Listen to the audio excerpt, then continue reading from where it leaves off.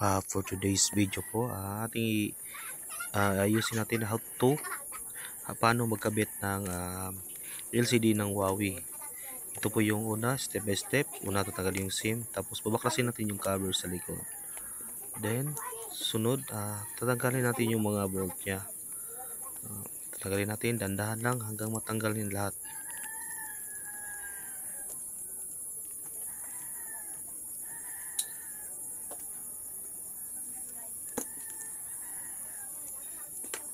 Dapat sa pagtanggal natin, dapat matanggal talaga yan para may iba kasi na pagka patanggal na yung mga bolt din na binabalik. Dapat sa atin, dapat binabalik kasi yung mga bolt na yan, importante yan para para parang original pa rin yung nasa pyesa sa likod niya.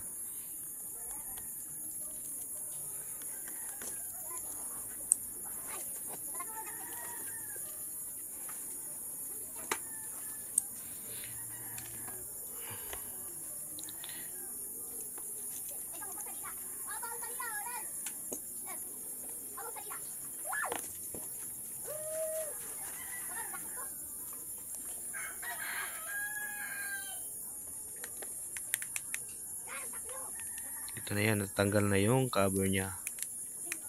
Ito na. Okay. Tapos na, mayroon pa bolt pala na nakasabit. Hindi ko to nakita. Katatanggalin pa pala yung cover ng camera. Dapat hindi tayo nagmamadali sa baklas nito ng cover ng isang cellphone kasi yan alam, baka meron pa itong baka makadisgrasya pa tayo sa kunting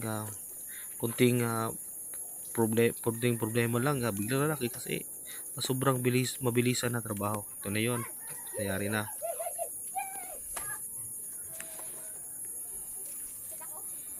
Ito na, nabaklasan natin yung back cover nya. Tatanggalin natin yung fingerprint nya. Ito, una natin tatanggalin yung battery. Tapos ito yon, may manual dyan, makikita mo na ihilahin mo na yung sa gitna. Yung gitna, yan. Then tapos ito yung flex ng LCD. Ito yung flex nya. Ito yan. Yung tatanggal ko.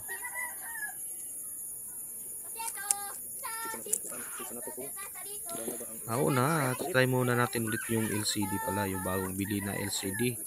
Ita-try natin kung gumagana ba, kung nagla-lights ba siya. Baka kasi may ibang LCD na yung black talaga siya, black color. Yung di gumagana yung LCD. Ita-try natin. Ito yun. Try natin yan.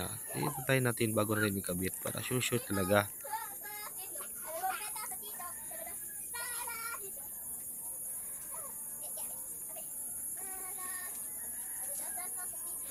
Dapat mag-try tayo, dapat nakabali yung battery, drain na talaga yung battery, dapat i-charge natin. So subukan natin kung magla-lights ba siya kung meron ba yung light. Ayun, good, nakita yung Huawei sa atin pag gumagana yung LCD. Hindi na natin yung touch niya kasi alam niya sa simula pa lang maganda na yung quality ng LCD natin. Ito na, tapos tatanggalin na natin yung battery niya. Tatanggalin na natin yung LCD niya. Kahit na hindi na dindahan kasi basag na yung LCD na to replacement na to.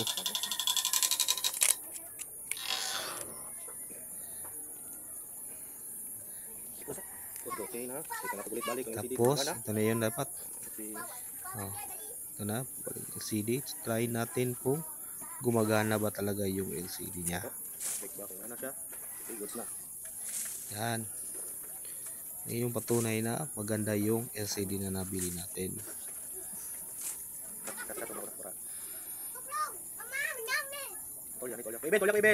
Anti-il sa bunisa. Kabisin na kay dili na tawil yan.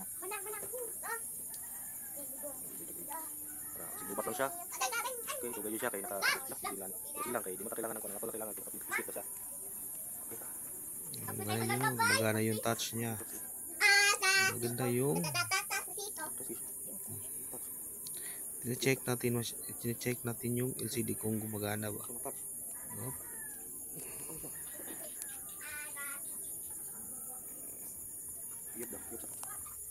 Okay na, pataas na siya. Iko na to 1 2 3 wala siyang mapansya pero okay na. Okay yung LCD niya, touch siya. Pinagod. Mas maganda yung touching ng LCD natin. Sa atin pagod, pwede itong lagyan ng pandikit. Okay, i-off muna natin para maging sure tayo sa pagdikit ito. Tanggal yung battery. Mama, pwede na kumudulati ba? Nakakutin nyo pa. Mama, edi sa daw Roblox. Kaya kayo magka-application. Tanggalin mo yung LCD flex ng LCD niya. Tapos, yung pagpapapili ko natin ito. Ito yung proseso ng pala. Dapat huwag tayong maging kuripot sa paglagay ng pandikit natin. Yung ginamit ko pala T5000 na pandikit. Silicone yan. Dapat damihan natin. Kasi pag kuntiin na natin sa paglagay ng pandikit, baka tendency yan, baka hindi naman yan magiging matibay paggawa. Hindi mo tayo maging madamot sa pagdikit kasi para marami pa tayong customer na magpapakabit ng replacement ng LCD. Ito na yung pagdikit natin.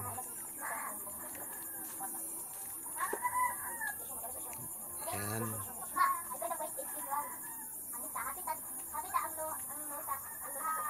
Ito yung dapat iwag natin kalimutan yung mini speaker niya sa yung screen speaker niya sa taas. Dapat huwag kalimutan yan para hindi magreklamo yung customer.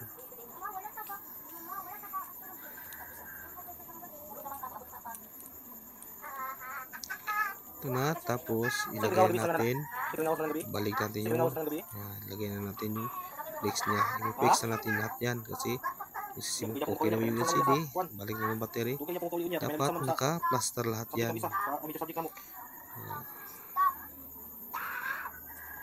Ito na, binabalik na natin yung cover niya.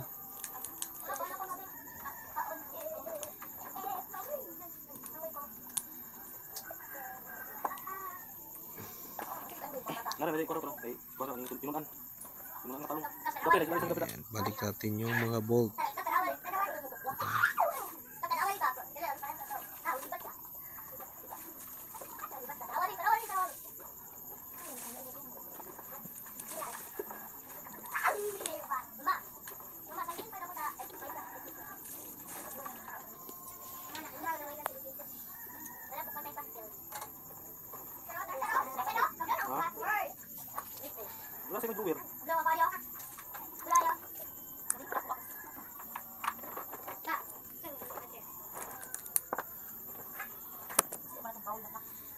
Okay na yung pagkabit natin.